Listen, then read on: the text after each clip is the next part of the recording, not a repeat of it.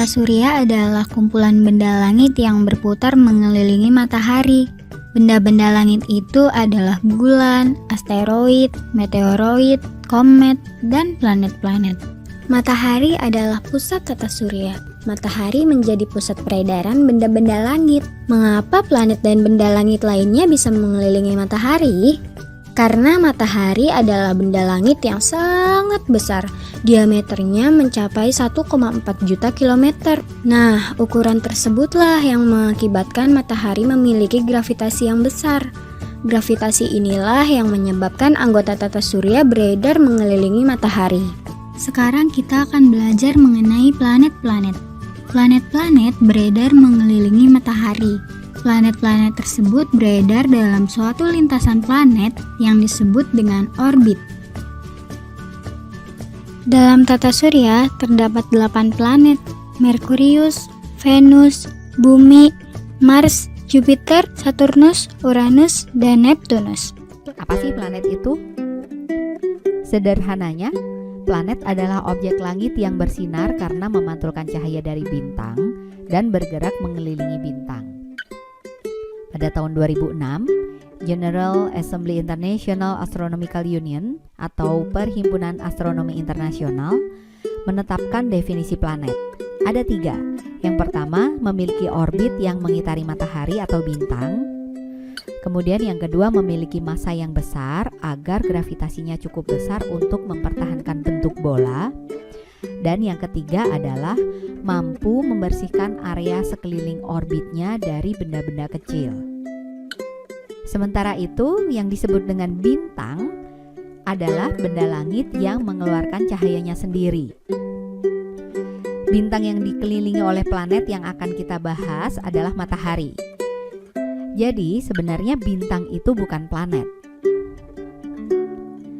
Planet-planet pada sistem tata surya kita jumlahnya ada 8, yaitu Merkurius, Venus, Bumi, Mars, Jupiter, Saturnus, Neptunus, dan Uranus. Kedelapan planet ini dikelompokkan dalam 3 kategori, yaitu Bumi sebagai pembatasnya, berdasarkan asteroid sebagai pembatasnya, dan berdasarkan ukuran dan komposisinya. Yang termasuk dalam kategori berdasarkan Bumi sebagai pembatasnya ada planet inferior dan juga ada yang disebut dengan superior. Planet inferior ini yang berada di dalam orbit Bumi dan dekat dengan matahari. Nah, di sini bisa kita lihat, berarti itu adalah Merkurius dan Venus. Sementara yang ada pada superior itu merupakan planet yang di luar orbit Bumi dan yang jauh dari matahari. Berarti kalau di sini kita bisa lihat yaitu Mars, Jupiter, Saturnus, dan Uranus. Wah, planet-planet ini sungguh menakjubkan. Ayo, coba kita lihat lagi. Planet apa saja yang ada di dalam tata surya kita? Matahari, si bintang pusat tata surya kita. Planet Merkurius, planet yang paling kecil. Planet Venus, planet yang paling panas. Planet Bumi, rumah kita bersama. Planet Mars, si merah.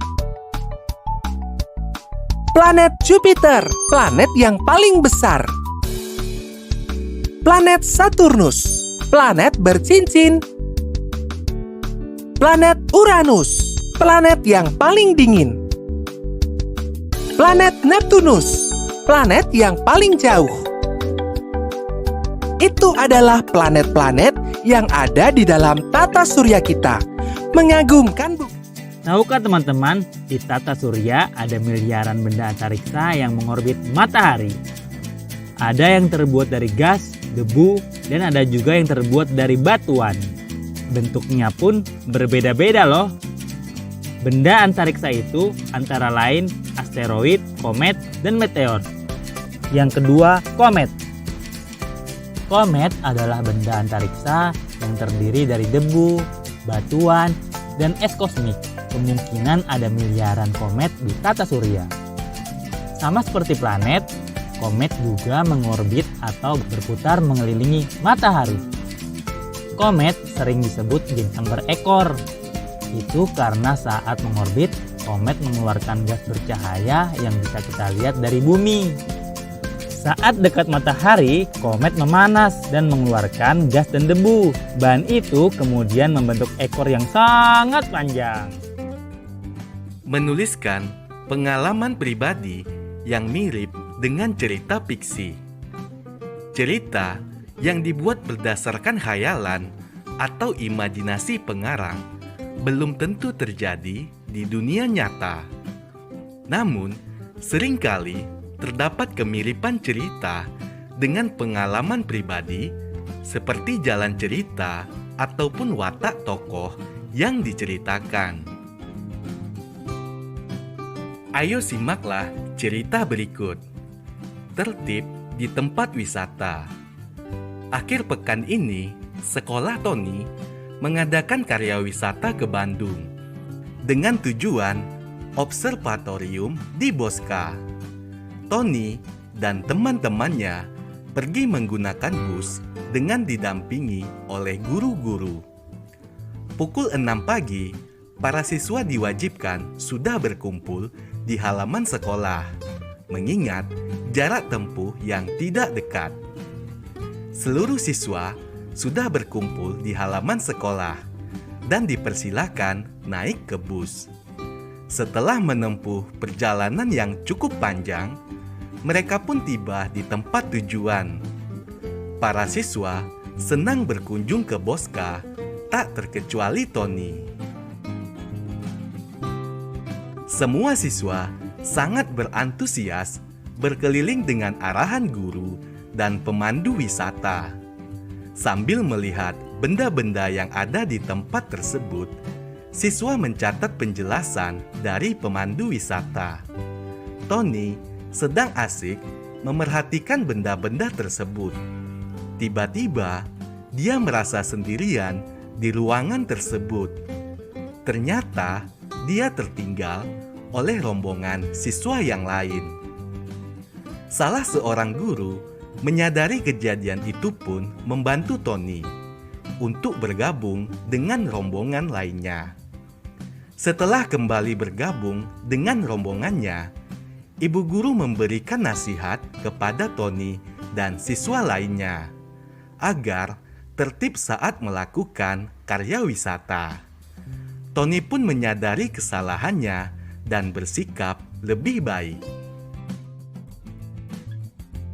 Tokoh dalam cerita tersebut yaitu Tony, guru, dan pemandu wisata.